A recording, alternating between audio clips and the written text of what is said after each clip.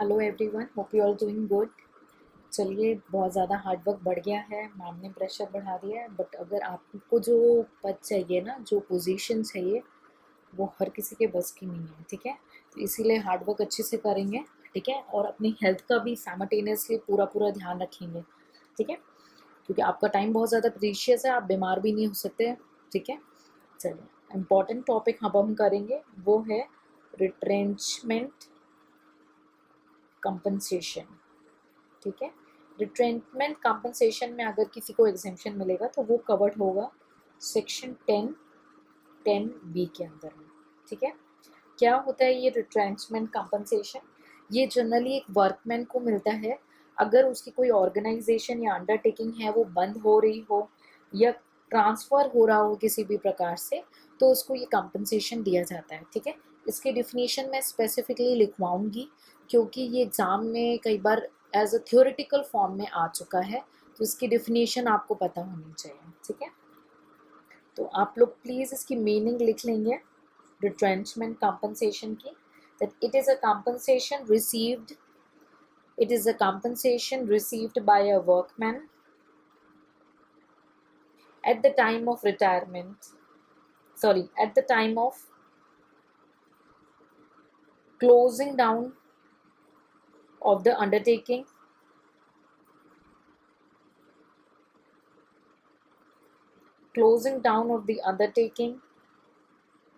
or in case of transfer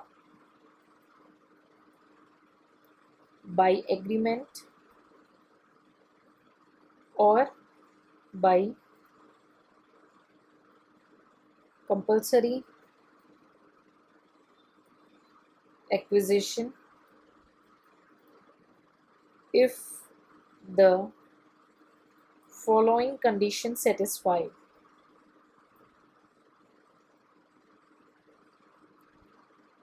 What are the conditions?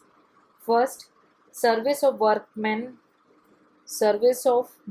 interrupted by transfer.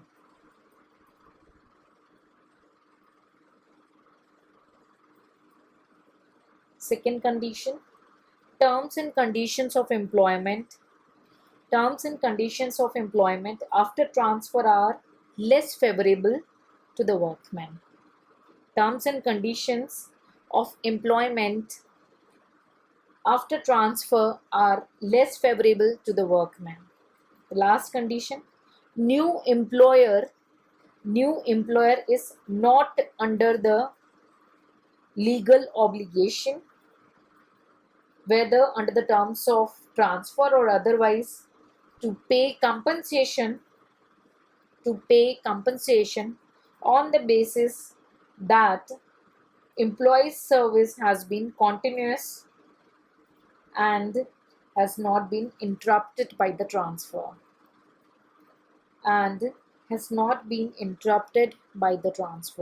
जिन बच्चे का छूट जा रहा है तो प्लीज़ वीडियो को बैक ले जाएंगे, पॉज करेंगे, फिर से देख लेंगे। और जिनके पास बुक है उनको तो वरीड नहीं होना, ये इसलिए रीड के जिनके पास बुक अवेलेबल नहीं है। ठीक है, तो मीनिंग क्लियर हो गए। टैक्सेबिलिटी चेक करेंगे रिट्रेंचमेंट कंपनसेशन की। क्या टैक्सेबिलिटी होगी? अगर जो स्कीम है वो अप्रूव्ड करती है सेंट्रल गवर्नमेंट, ठीक है, सेंट्रल गवर्नमेंट अप्रूव्ड स्कीम होती है तो वो फुल्ली एग्जेम्प्ट हो जाएगा। ठीक है, तो रिट्रेंचमेंट कंपनसेशन रिसीव होगा। और अगर अदरवाइज केस है तो फॉर्मूला आ जाएगा, actual amount receive less exemption under section 10(10)(b)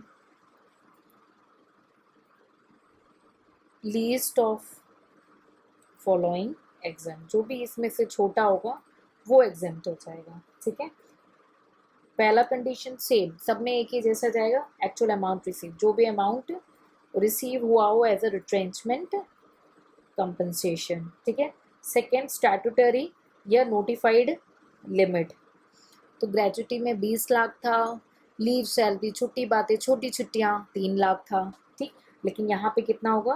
5 lakh. अब आपको समझ में आ गया मैंने लीव सैलरी में क्यों बोला छोटी छुट्टियाँ छुट्टी बातें 3 लाख?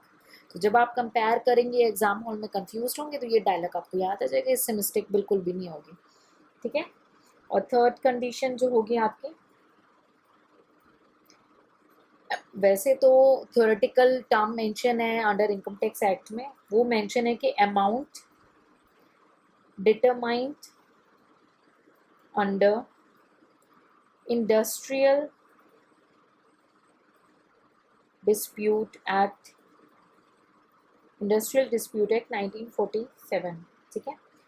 इसको इलेबोरेट कर देते हैं, क्या मेंशन है, 15/30 into average salary of last 3 months, of last 3 months into number of completed year of service or part thereof in excess of 6 months, ठीक है। सो एवरेज सैलरी, यहाँ पे बस एक यही कैच पकड़ना है कि एवरेज सैलरी क्या लेंगे, वेजेस वर्ड यूज होता है कई बार, और बेसिक सैलरी प्लस डीए, ठीक है, बेसिक प्लस डीए, ठीक है। तो इन तीनों में से जो भी लीस्ट होगा वो एग्जेम्प्ट हो जाएगा, और बैलेंस आपका जो वैल्यू आएगा वो टैक्सेबल हो जाएगा, balance will be taxable as a retrenchment compensation, ठीक है।